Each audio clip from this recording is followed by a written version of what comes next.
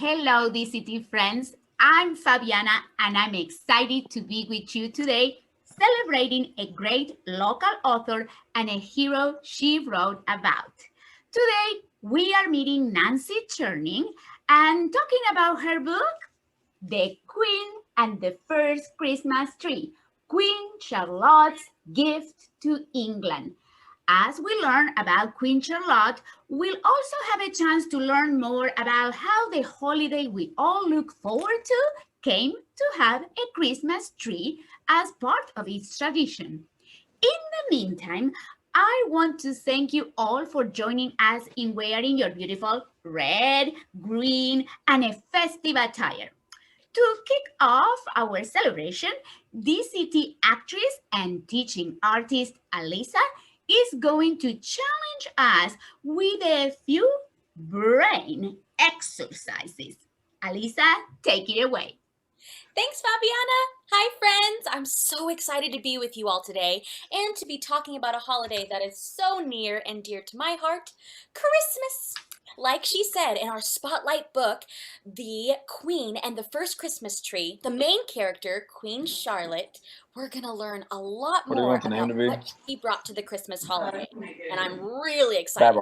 And then later on, we're going to do a sing-along and dance along. So I can't wait for that. But a reminder for all of our parents, if you need the lyrics to any of our songs for later, you can go to dct.org/heroes to find those there, and you'll have plenty of time to get them. Oh, also friends, remember to stay on mute while we're on the Zoom so that we can listen for instructions and be able to hear everyone. But if I need to hear from you, I'll let you know. I will later. But before we get started with learning more about the book, I want to learn more about all of you. So I'm going to play a little game. I'm going to ask you a question, and then I'll give you some instructions on how to answer the Zoom way. Then after that, I'm going to give you a fun fact about our Queen Charlotte. When I give you a fun fact, I'm going to point at you like this. When I point at you, can you all show me that you heard me by saying, "That's groovy," like a movie? If you've been in my classes before, you know I love to hear that. So let's try it together. I'm going to be looking. Ready? What do you say when I point at you? That's groovy, like a movie. Thank you, Fabiana. That looked great. Okay, first question. Are you ready? Here we go. If you like to decorate your Christmas tree with your family, then give me 2 big thumbs up. Is that something that you like to do? Do you have fun doing that? Yeah, I totally do. It is so much fun. Well, did you know that Queen Charlotte she was the Queen of England, and in the 1800s, she was the first one that had the idea to bring a Christmas tree inside to be a part of the Christmas celebration. That's pretty groovy, like a movie. Nice. I cannot imagine Christmas without a tree, but it must have been a pretty out there idea at first. I mean, trees grow outside. They don't grow inside. So that was pretty neat. That would be kind of like saying, for my birthday, we should always bring a roller coaster inside the house. Now that doesn't sound right, but it would still be pretty fun, I think. All right, everyone, I'm going to ask you another question. Question number 2. If you were a Christmas tree, what color would your lights be? If they would be blue, I want you to jump up and down like this. If you would have blue lights on your Christmas tree. Okay, awesome. Look at that, Angela G's screen. I have 2 people jumping in there. Nice. Okay, if your Christmas tree lights would be red, I want you to make a silly face in the camera like this. Ah! Awesome. Look at all those silly faces. You look so great. All right. If your Christmas tree lights, oh, hi, Ava. If your Christmas tree lights would be green, can you make a Christmas tree pose like this? Look at that. Okay, one final one. If you would like all the colors on your Christmas tree, can I see a Christmas star pose? Christmas star pose really big? Yeah, Henry, I see you. Great. Great job, everyone. Nice. They would all be lovely trees. Well, Here's your next fun fact. Queen Charlotte not only had the idea to bring a tree inside, she also was the one that thought that there should be festive things on the tree. She would hang fruit and pine cones and put different things on the tree to make them festive. She wanted it to be something exciting for everyone to see. Right? That is so, so cool. That's pretty groovy, like a movie. All right, third question. Here we go. If you like vegetables, give me a thumbs up. Do you like vegetables? Oh, wow, I'm actually surprised. I see more thumbs up than I thought. When I was a kid, I didn't like vegetables too much, but look how healthy you are. Killing it. Good job. All right, how many of you like flowers? If you like flowers, give me a thumbs up. Yeah, flowers are pretty universally cool. I like flowers. Well, the only two things that those things have in common are that they are grown in a garden. And my third fun fact is Queen Charlotte loved to work in her garden, and she was very generous with everything that she grew there. That's pretty groovy, like a movie. Wow, Queen Charlotte sounded like a pretty cool gal. Well, thank you so much for letting me ask you those questions, and learning a bit more about you was so much fun. But now it's time to learn more about our book and what Queen Charlotte did for all of us, and talk to some really neat people. I'll catch up with you later. Back to you, Fabiana. Thank you, Alyssa.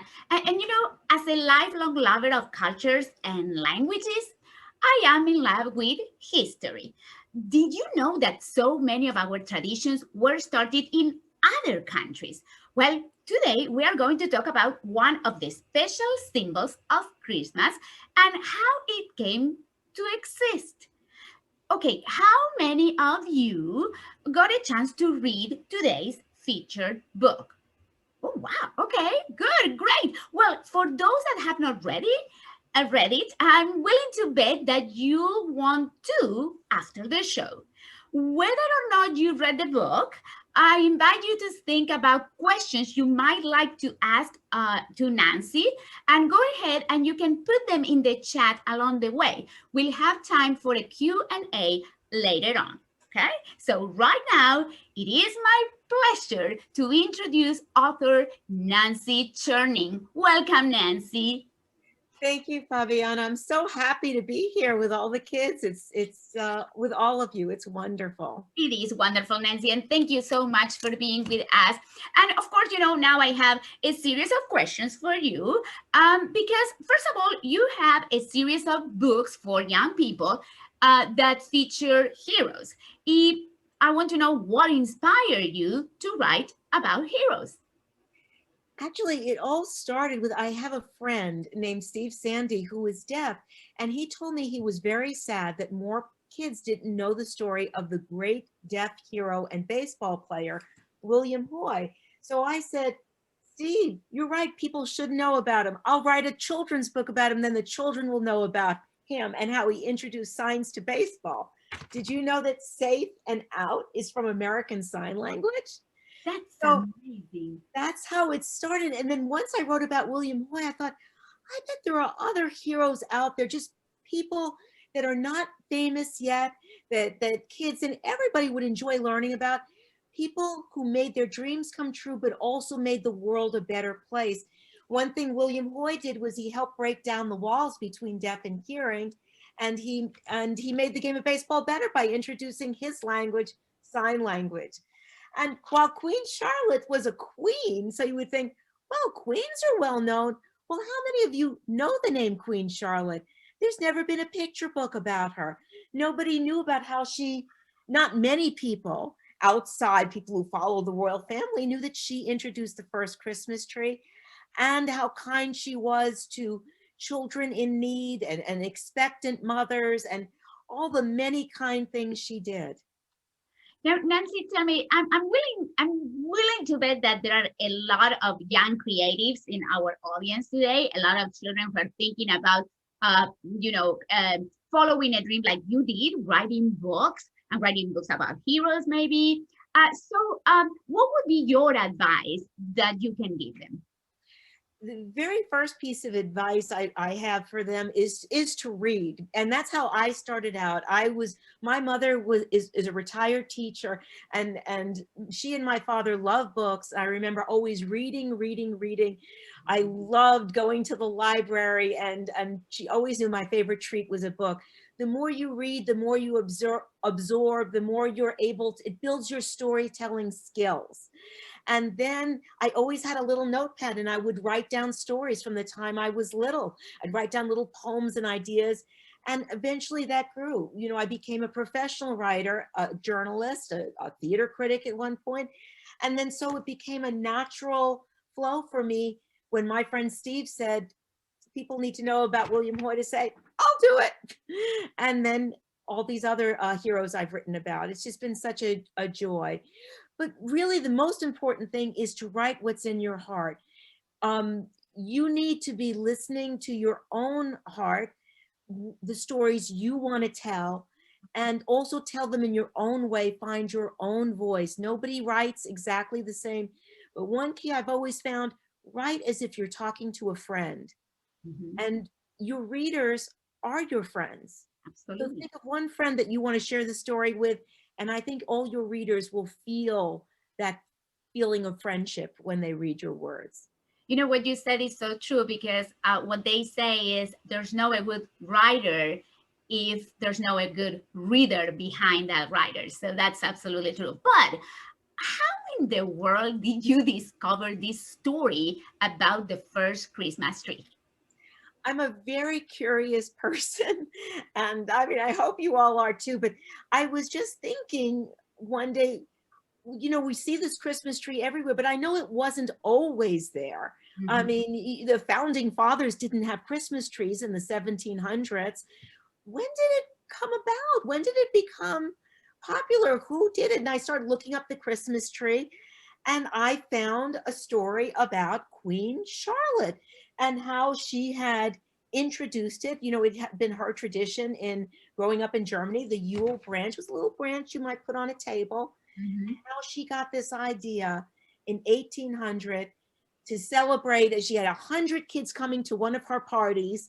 And she thought, a little branch, this is not going to cut it for 100 kids. And she gets the idea to drag an entire tree in. But that also comes out of her love for growing nature, growing things, nurturing children, nurturing plants.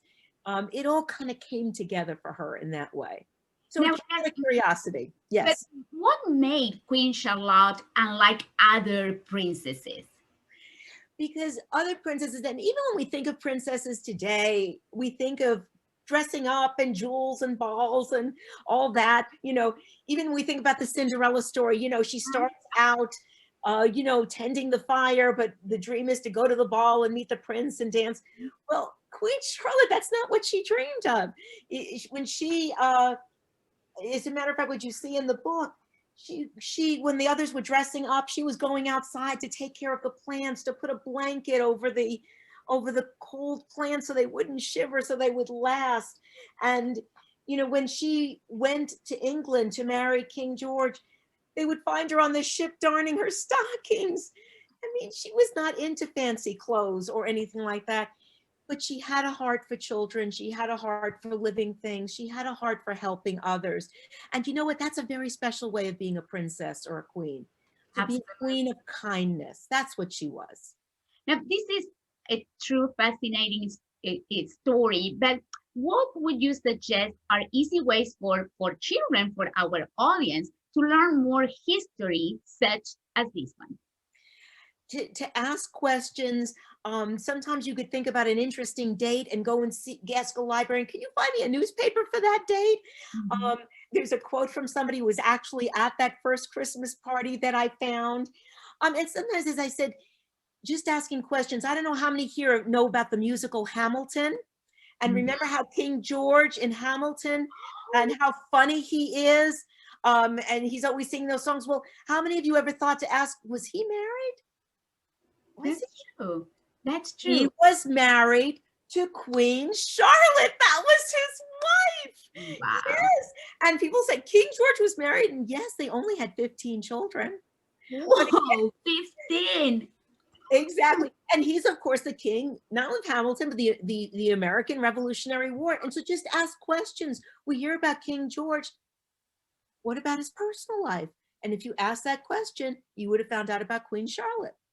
Now, we are talking about the tree, and can you tell us a little more about Queen Charlotte's love of nature? Why a tree? Why a tree? I think it's because ever since she was little, and as I said, she loved to work in the garden as a child. Later, when she became Queen of England, when she married King George, there was a Kew garden, and she loved to spend her time in there growing things. And as a matter of fact, she had such a reputation for loving growing things that there was a flower named Strelitzia reginae in her honor. Oh, That, wow. she had that reputation and for expanding that garden. And so I think it was natural because she gets the idea for how to make Christmas special when she's outside walking in the garden, which is where she thinks best. How many of you like to think when you take a walk or you look at nature? That's where she thought best. And she looks at this tree and how beautiful it is. And she says, I want to share. I've been sharing a little branch. I want to share the whole tree. Wow. And you know what? Children are also growing beings of the world, treasures of the world. So she loved growing flowers, growing trees, and growing children also. So, Yeah. but using Queen Charlotte as an example, okay? Let's have our audience to understand what we mean when we say generous, kind, charitable. Yeah, that is so good. I'm so glad you asked that, Fabiana. Before Queen Charlotte, the kings and queens weren't really known for doing charitable things. She and King George actually were the first royals in England to make charitable giving part of royal duties. Oh, wow. So what did she do? As I said, she wasn't into the fancy dress up balls. As a matter of fact, she let her mother-in-law do that. The king's mother, she loved doing that. She said, go ahead, go have fun. She would stay and she would be in the queen's cottage, and she would welcomed orphans, children who had lost their parents, to the castle, to the palace, and take care of them, make them part of the royal household.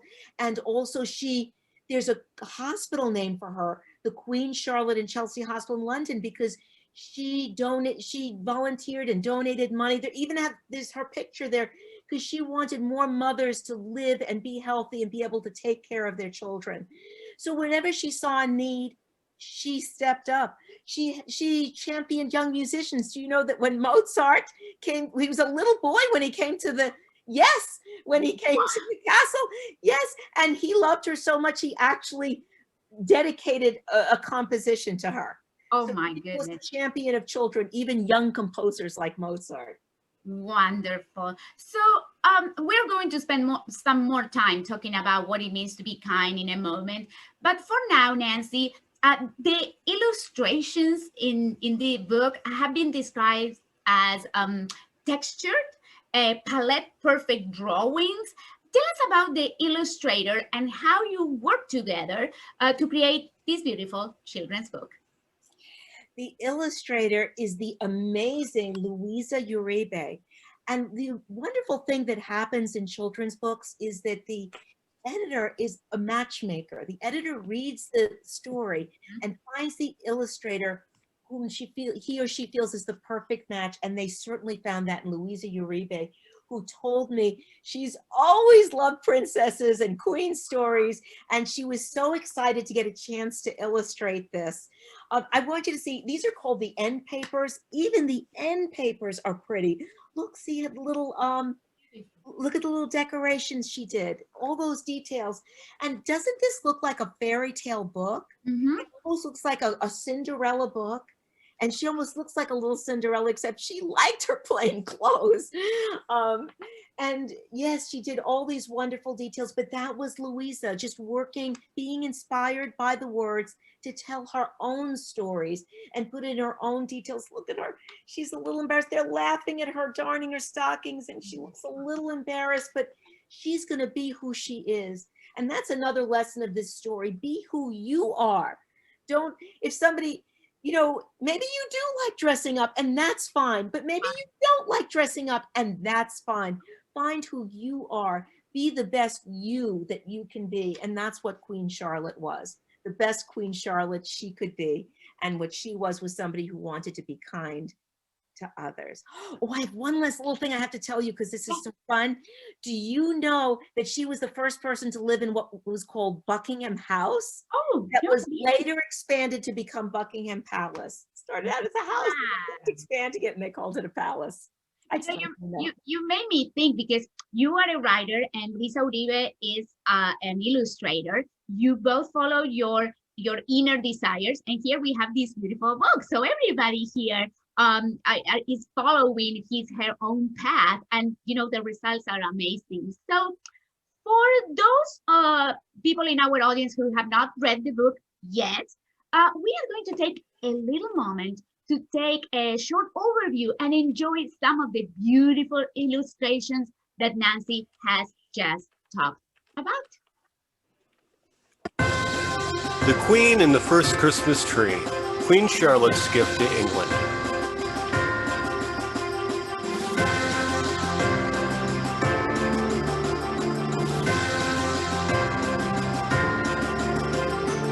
Queen Charlotte brought her family's festive holiday Yule boat from Germany to England.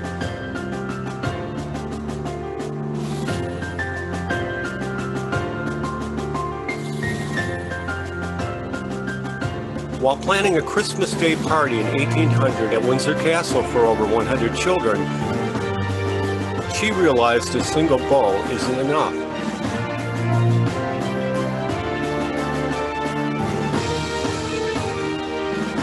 So she brought in the whole tree instead, making it the first known Christmas tree in England. Also cool, Prince Harry and Meghan Markle got married on Queen Charlotte's birthday.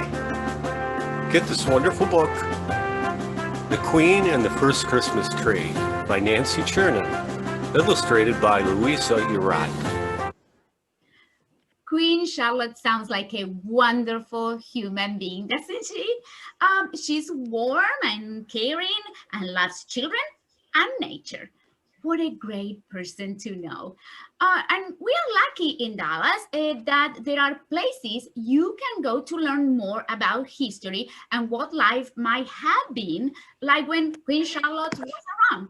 One such place in Dallas is Dallas Heritage Village. And with us today is Peggy Helmlich Richardson to tell us more about this Dallas treasure. Welcome, Peggy. Hi. Hi, thank you so much for being here with us today. I have a couple of questions for you too. And I understand that the village has the largest pioneer collection in Texas. Tell us what we will experience if we visit the village.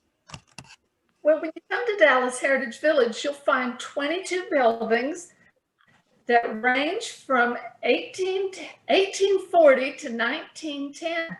And this includes small homes like log houses to great big grand homes, the general store, a school, a church, a bank, all sorts of adventures. And I'm willing to bet what the kids would really like. Here we have a carriage house, and next to it are our Mammoth Jack donkeys. Wow, it sounds like it's such an amazing adventure. It's like traveling in time. Now, share with us some samples of the gifts a child might have gotten during Queen Charlotte's days.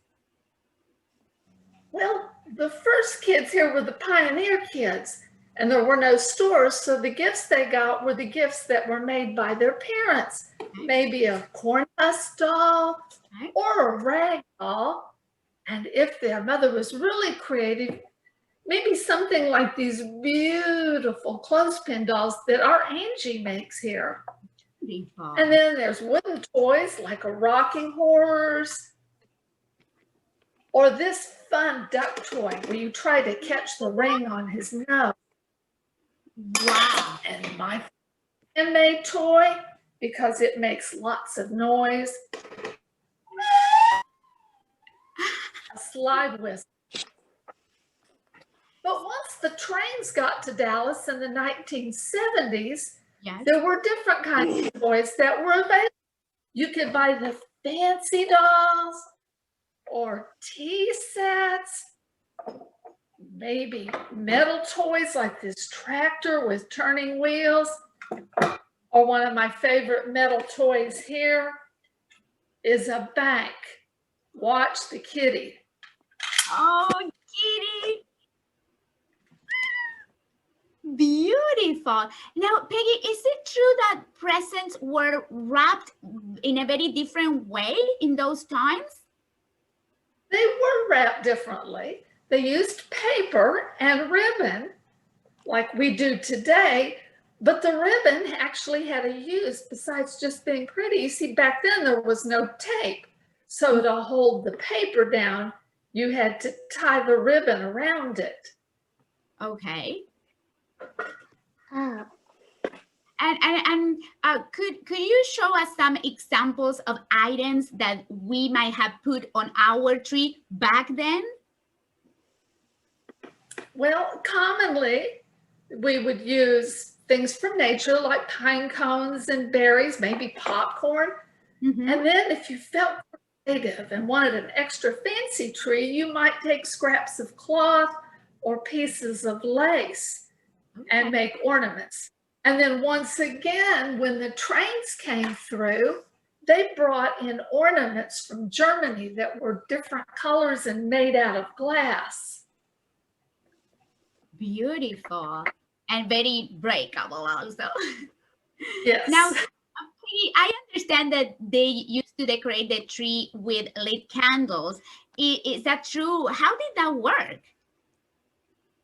Well, they did on special occasions light candles on the tree because they were so beautiful. But they always had to have someone standing right there next to that tree because the tree could catch on fire and be very dangerous. Wow. So some work. That was a good job, like being the tree watcher, I think. Now, now, do you know how did Christmas become a national holiday? Well, let's see. It began at first with states making it a state holiday, and Louisiana was the first in 1837. Okay, wow. It didn't become a national holiday until Ulysses S. Grant was president, Okay. and he made it a national holiday in 1870. Wow.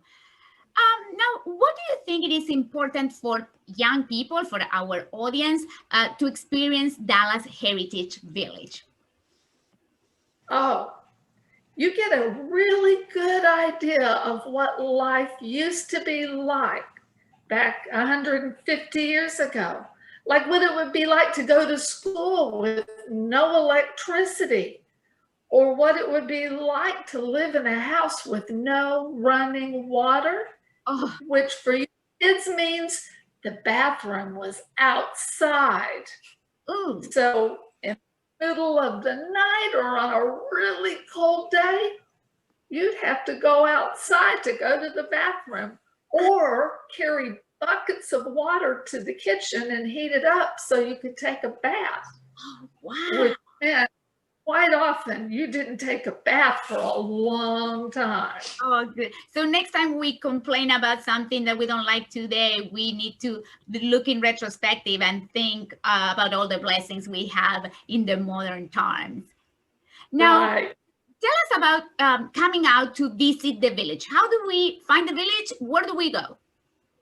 Oh, when you get here to the village, you come in through the front gate at Gannett Street, Mhm. and then there is an array of houses and different streets, and you can pick whichever direction you want to go depending on what you want to see first. So you might go to the carriage house and see the donkeys, or you might go down Main Street to see the general store where I'm sitting today. But I have to admit, the kids' two favorite places to go, in my opinion, is the donkeys or all the way back a far corner to see the farm and the blacksmith. The blacksmith is fun to watch because he just takes chunks of metal and makes metal things over a really hot fire. And at the farm, kids get to discover what it was really like to live on a farm back then. Plus, we've got chickens and sheep, and we've got chickens that are so cute, they'll eat right out of your hands. Oh, that sounds fantastic. I cannot wait to visit the village myself. And Peggy, thanks so much for sharing all of this with us.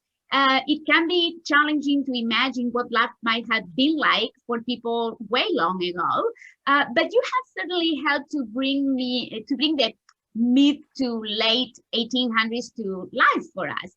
To learn more about visiting or supporting Dallas Heritage Village, go to dallasheritagevillage.com. We are putting that link in the chat for your convenience. Now, as you heard Nancy share earlier, Queen Charlotte loved children and nature.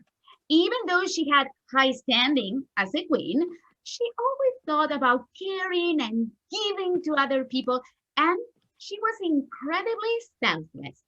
Our world needs kindness from us every single day. Just imagine if each of us make a resolution to do one kind act every day. Imagine how much happier we all would be. We want to spend some more time talking about what it means to be kind, because it is so important for us all to understand the impact of one simple act. Miss Alyssa, what does kindness mean to you? Oh my goodness. Thanks, Fabiana. Well, kindness is so important. For me, it brightens my day, and my mom always taught me, when you are through with your life, it's not about the things that you accomplish, but it's about how you made others feel and how they remember you. And so that's something I try to take into my everyday. I try to show kindness wherever and whenever I can. So that's what it's so important to me.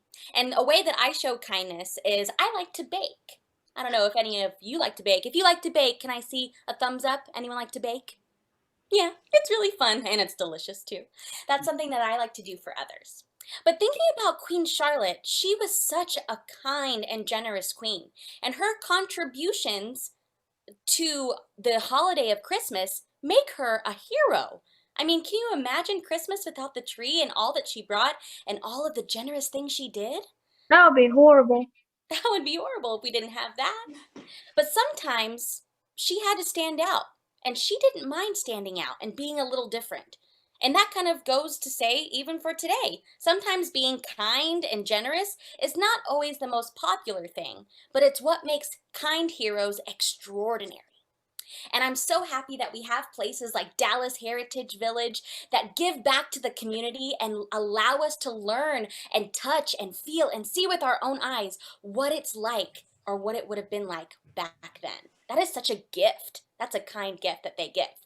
Now, something else that it got me thinking about is how we can show kindness. Now, the way I show kindness, I told you, is I like to bake, but I want to hear from you. So, the next activity, I want you all to take a moment and think how you show kindness to your family and your friends and other people in your community.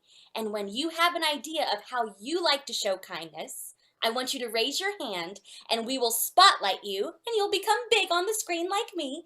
And we would love to hear how you show kindness. So when you know what you want to say, raise your hand and we would love to hear from you. Oh, I see a couple hands. All righty. Let's see who's going to be first. Let me see.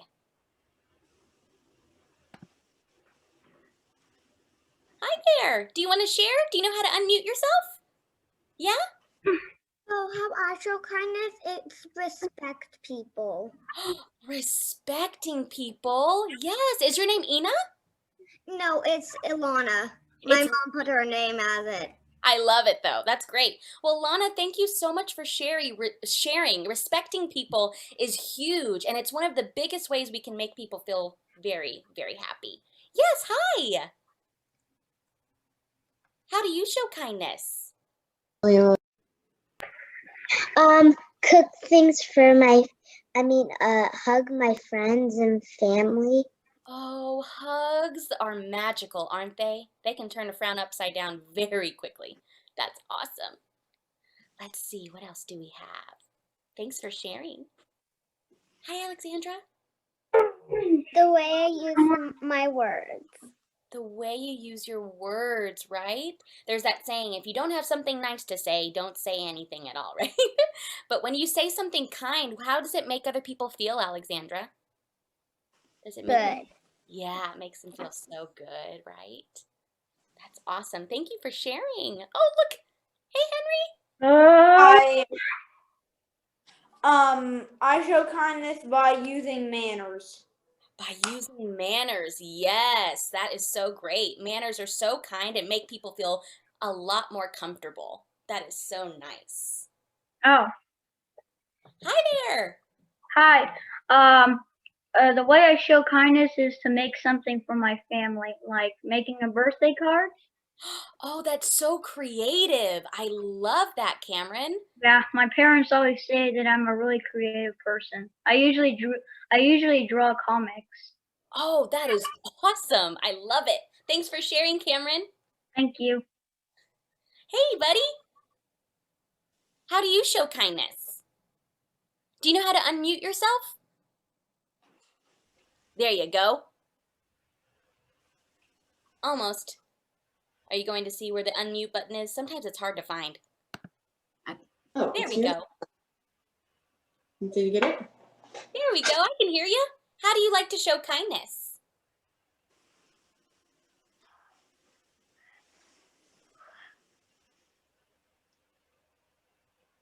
You like to show kindness in one way or more than one way? Was that a number one? No, I said I like to give people gifts. Oh, gifts. Gift giving is such a wonderful way to show kindness, right? That's some people's love language, is getting gifts. That's really cool. Hi there. Thanks for raising your hand. Is that Violet and Peyton? Nice. How do you show kindness? What was I gonna say? So many beautiful ways. I know it's hard to think of just one. Spend time with them. Yes, quality time together. That's an awesome idea. A great way to show kindness. Also, sharing your blanket. That looks really comfortable. Hey, Ava. Hi, Ava. Good to see you. How do you show kindness? Make a donation. A donation. That is such a beautiful idea, Ava. Sharing your wealth with other people that don't have as much as you is such a kind way to show that you love them. That is so sweet. You guys are coming up with really, I don't think we've repeated one. You guys are so kind. This is awesome. All right, let's see who's next. Hi. How do you show kindness? I show kindness by helping others who are sad or are hurt. Oh, that is so wonderful. Is your name Angela? Yeah. Angela, that was such a good idea. If I'm ever sad, I hope I'm around you. Hi there. How do you show kindness? Oh, are you Angela too? We have another Angela? This is awesome. Yeah. I show kindness by doing what my parents say that I Oh, have to do. that is awesome. I'm sure that blesses them a lot. Being obedient to the parents that love and take care of you is so kind. Hi, friend. How are you? You look so comfy. How do you show kindness? Why are you taking it off your mute? Oh, let's see. Aaron, do you know how to unmute yourself? You need a little help? I gotcha. Let me see if I can unmute you. There you go, Aaron. Aaron, come back. I unmuted you. We figured it out together. How do you show kindness? I was thinking of, Oh, I'm listening, Aaron. There you go. I was thinking about becoming a construction worker when I grow up. Oh, that is so neat, Aaron. A construction worker, so you're pretty strong and brave, aren't you? Oh, I had another one. I That's snap bugs that I think might be mosquitoes. Oh, that is so kind because you know what, Aaron? I don't like being eaten up by mosquitoes. So thank you for your kindness in that regard. You're so, so kind. All right, thanks for sharing, Aaron. Okay, so I see another hand. Hey, friend, how do you show kindness? You're unmuted. Yeah. I make stuff for my family, Oh, you do? What kind of things do you like to make for your family? like Pictures. Oh, pictures. do you like to draw your family and put your family inside the pictures? I love those kinds of gifts. What do you like to draw? What do you like to draw? Like animals. Animals. I love animals. That is such a sweet thing. Thank you for sharing. Hi, friend. Oh, and my magical friend. I like the wand. How do you show kindness? I show kindness by following rules. By following the rules. Yes. Keeping a code of conduct. It keeps everyone safe, and that's so nice, Walter. Good job. Hey, Andrew, what's up? How do you show kindness? I show kindness by helping my parents out with my sister when they're trying to do other things. But That also is a trying. very helpful skill. Thank you. That's awesome. But my sister is being a little. I have something to tell. Well, let me ask you, Andrew, is your sister younger than you? Yes, she's only 3. Well, then that makes sense. She needs a little extra help. And I know Andrew, and I know that you are so kind in real life, too. Awesome. All right, I heard someone reaching out to me. Maybe I see another hand. Was it you, Annalise? Did you raise your hand? Say Mila. Hey, Mila, let me see. No, just start talking. Yeah. I have something. Oh, good. Hi, Mila. I share kindness by giving cards to other people. Oh my goodness, Mila, that is so kind. And did you know that I saw the card that you wrote for Beauty and the Beast? And you told me how Belle was so nice? Your cards mean so much to people, and it meant a lot to me. So thank you so much for your kindness. You're so sweet. Thank you. You're welcome. Oh my goodness, I have been so blessed. I cannot believe how many of you were willing to share how you spread kindness. That is so huge, boys and girls, because there's a lot of people in the world that don't think that that's important. And that's why sometimes things are dark and weird. But the more kindness we show, the more light we spread. So thank you so much. If any of you say, oh, I didn't get a chance to share, or you think of something maybe later on that you really want all of us to hear, you can share those ideas and we want to hear them. So you can go to nancychurnin.com and drop it, and we'll drop that in the chat right now so you can find it. And if you think of something later, go ahead and send it to that website and Nancy will get it and put it up on her website so that we can share your fabulous ideas of how to share kindness with everyone on the internet, which is so exciting. Let's spread that kindness. All right. Well, again, thank you for being willing to think about the differences that you can make by being kind to other people. Fabiana and Nancy, I think we are looking at some great future leaders. Absolutely. I agree with you, Alyssa. Wow, I am inspired by all of your thoughts and deeds and obedience and following rules and giving cards to people and presents and love, because it's all about love. You inspire us all to be better people. Wouldn't you say that, Nancy? Oh, absolutely. I was just so impressed by the kindness that that you're showing, that you bring every day, because you know what? Kindness isn't even just for Christmas. Kindness should be something for every day. And that's what I'm hearing from you, is that you are kind every day. And I'm so impressed. And in honor of Queen Charlotte, who is, by the way, I want to show you my Queen Charlotte ornament. Look at that. In honor of her, I've created a project called A Kind Holiday. And that's what we were talking about. If you want to share some of your kind deeds or a picture, a photo of something you've done, you go to nancychurnin.com and send it to me, and I'll put it on the Kind Holiday page. What a wonderful plan.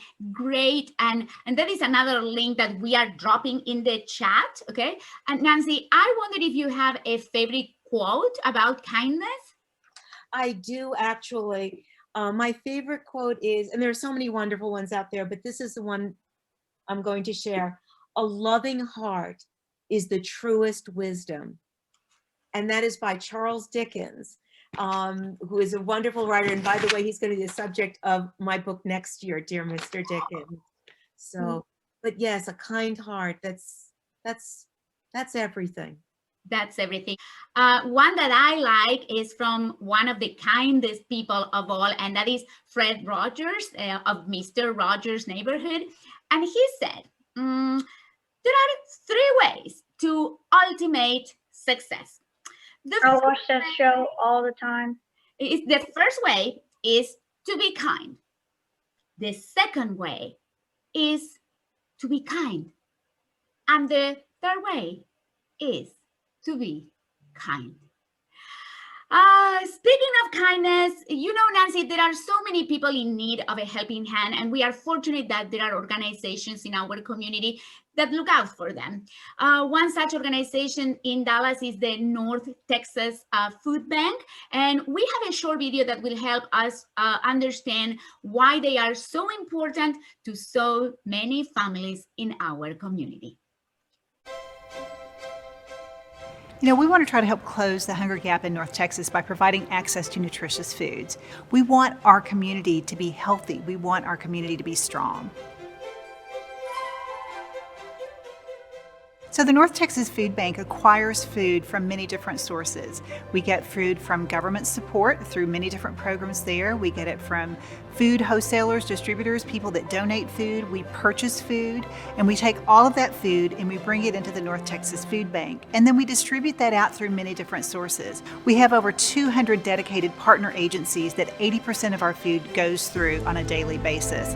Then the rest of the food goes out directly from the North Texas Food Bank. These could be senior programs or children's programs. And then our third major program that we have is our mobile pantry program. We can take our mobile units out into areas where they may not have access to food.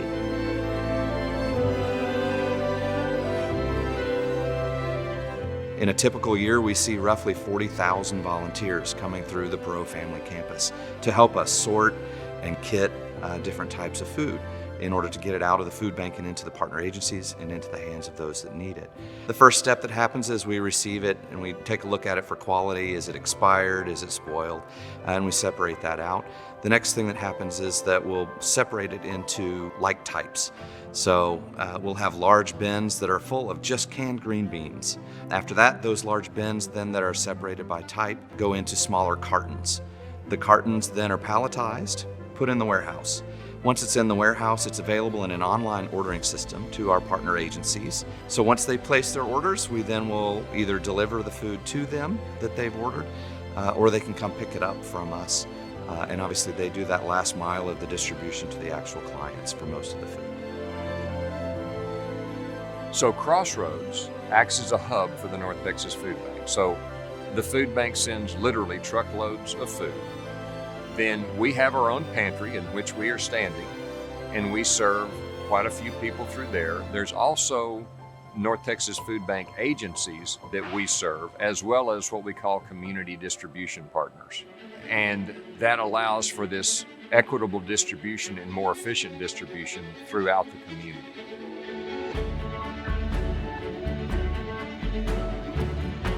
So when you think about the future and what's next for the food bank after we've hit the 92 million meal mark, we want to be able to sustain that.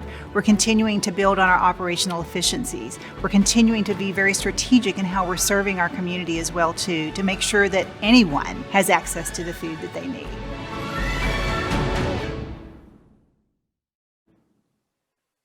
We are fortunate to have with us today Anna Kurian from the North Texas Food Bank. Anna, why do you love working at the food bank? Welcome. Thank you guys for having me, and hi to all of you kids. Thank you for being here. Well, my favorite part about working at the North Texas Food Bank is that I get to help people. You guys had so many great examples of how to be kind. And so my job lets me help people get food because I don't know if you guys knew this, but there are a lot of people that live near us that might not know where their next healthy meal will come from. And you felt it sometimes when your tummy rumbles and you think, oh, I'm hungry. Well, some people feel that every day and for more than once a day. And so that's where the food bank comes in. We bring them nutritious food so that they and their family and all the kids can have the food that they need so that they can be happy and healthy. It's heartbreaking to think that there are those who need your kindness, and there are a lot of children in Dallas that count on you. Yes, there are a lot of children across North Texas that need our help. Almost, or actually more than 300,000 kids, just like you guys, that maybe don't know where their next meal will come from.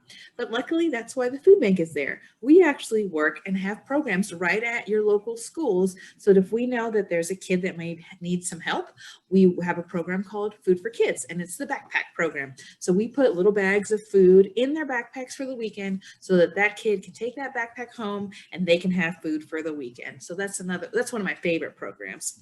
And then another one that I'll tell you guys about is called School Pantry. And that just means that we take the food, it's like taking a food store right up to your school, and you and your family can shop, and everybody is involved. The teachers, the crossing guards, anybody that might need help can come to our school pantry and get that help when they need it. So it's really great.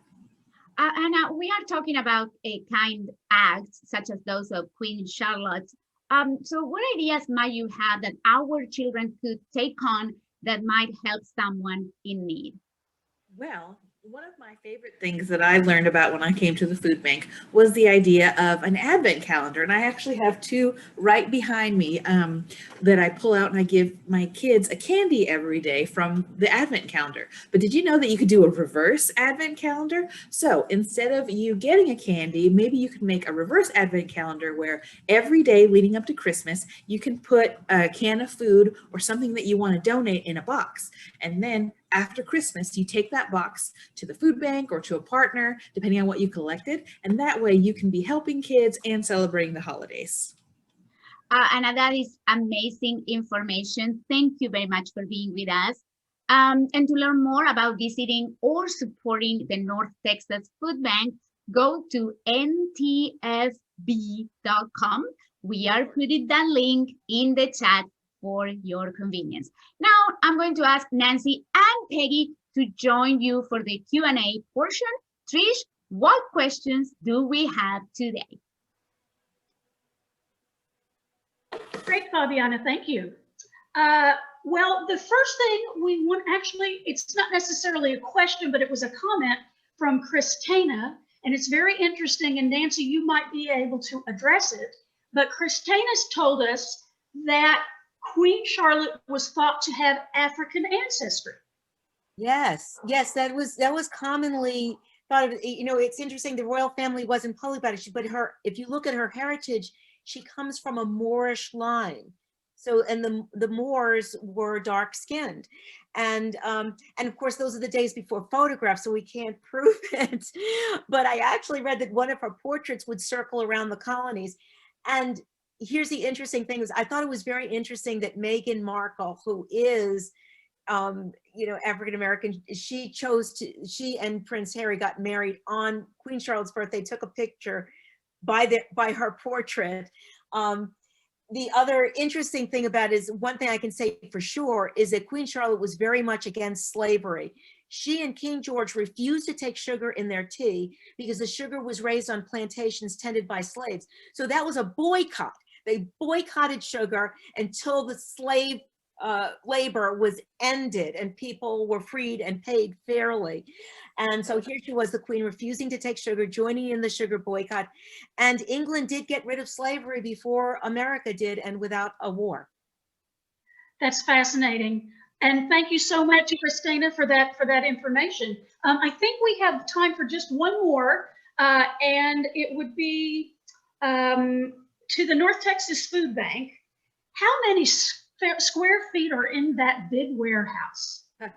There are more than 300,000 square feet in our warehouse. And I don't know if you all were familiar with our warehouse that we had in Southwest Dallas, but this warehouse is 3 times that size. So it's a very big building, and it's very necessary for it to be so big.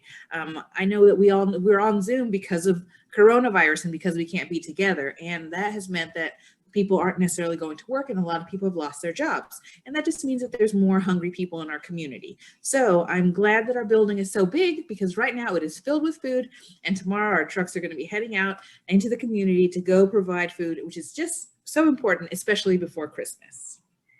That's wonderful. There's a second part to that question. If you could tell us, I think this person wants to know, what's the most common item you get donated? That we receive? We actually get a lot of canned corn. We get a lot of canned corn and canned green beans. But the item that we ask for the most is actually peanut butter, because that is a shelf-stable food that is easy for kids to prepare and eat. So we often ask for peanut butter and other nut butters so that we can provide those to the kids in their backpacks. That's wonderful. Thank you so much.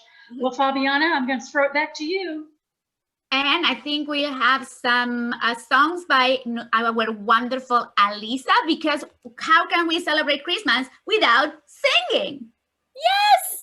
Oh, thanks, Fabiana. All right, everybody. It's time for my favorite part of the holiday season, singing and dancing. I hope you all will join me. Now, all of the things that we've learned today have been so helpful. I truly have learned so much. But one thing I want us to remember to take away is don't be afraid to be different, especially when it means being kind to someone else. And with that, let's go ahead and sing about Christmas trees in honor of Queen Charlotte. So the very first one is Rockin' Around the Christmas Tree. Now, I want to see you dancing and singing at the top of your lungs. And if your mobile device can move, I'd love to see some of your Christmas trees if you'd like to show us. All right, here we go. I'm excited. All right, let's start at the very beginning, shall we?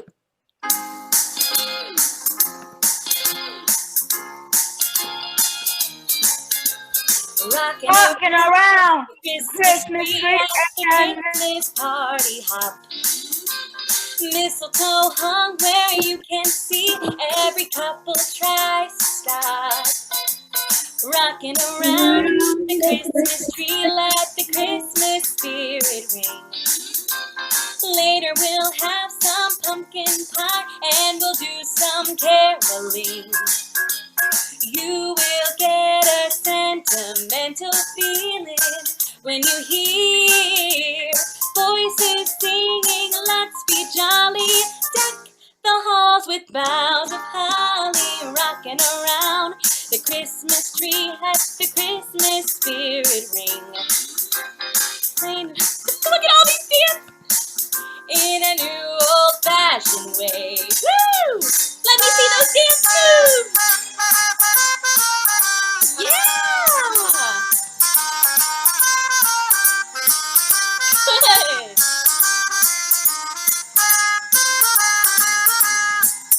Mr. Carl!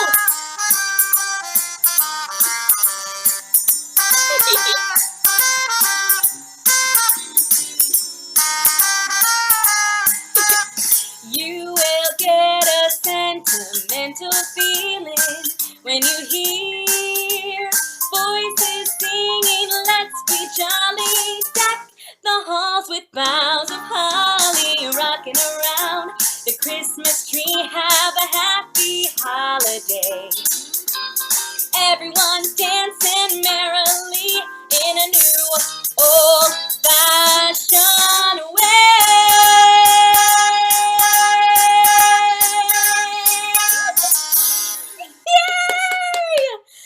That was so great, and you guys, you have some rockin' dance moves. All right, now for this next one. This one's gonna be a dancing one. Now, have you ever heard the song Happiest Christmas Tree? Well, if you have, great, and if you haven't, we are going to pretend to be Christmas trees. And it's a pretty easy dance. Whenever it says a hey and a ho and a ha ha, all of those laughs are gonna have the same moves. We're gonna go hey and a ho and a ha ha. Can you try that? Yeah, hey and ho and ha ha. Very good.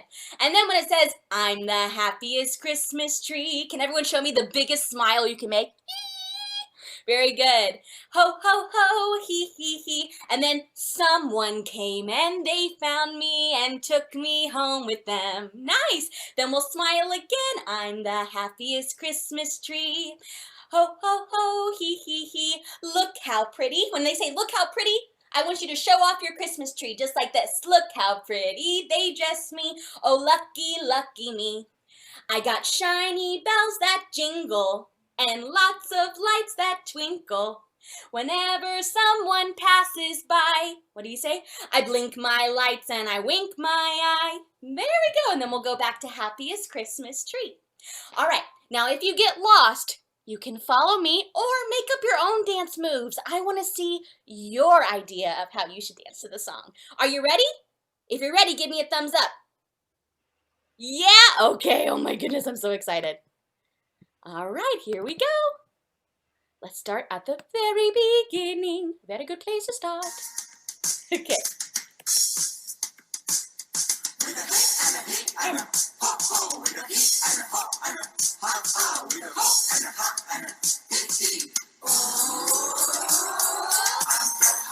Christmas tree, ho, ho, ho, someone came and they found me and took me home with them. Oh, I'm the happiest Christmas tree, ho, ho, ho, look how pretty they dress me, oh, lucky, lucky me. I got shiny bells that jingle and tiny lights that twinkle.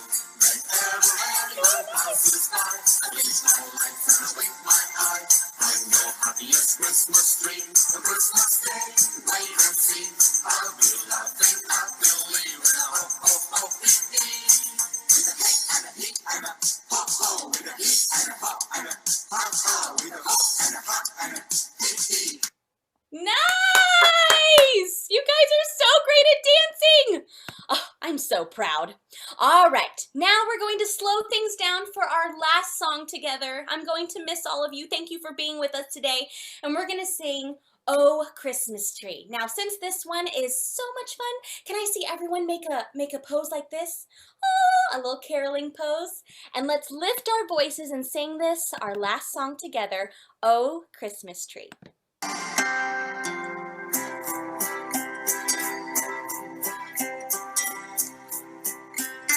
Christmas tree, oh Christmas tree, how lovely are your branches. Oh Christmas tree, oh Christmas tree, how lovely are your branches. In beauty green will always grow through summer sun or winter snow. Oh Christmas tree, how lovely are your branches.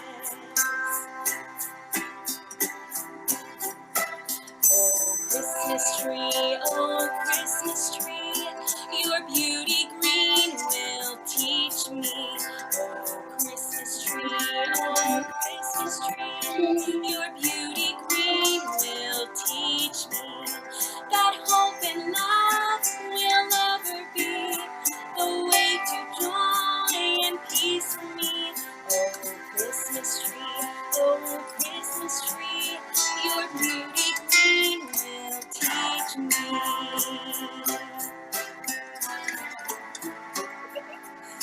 Beautiful job. Happy holidays. Such a wonderful way to end our time together. We want to thank everyone for joining us. Let's give them all a round of applause. Thanks again to Nancy, Anna, and Peggy, and Miss Alyssa.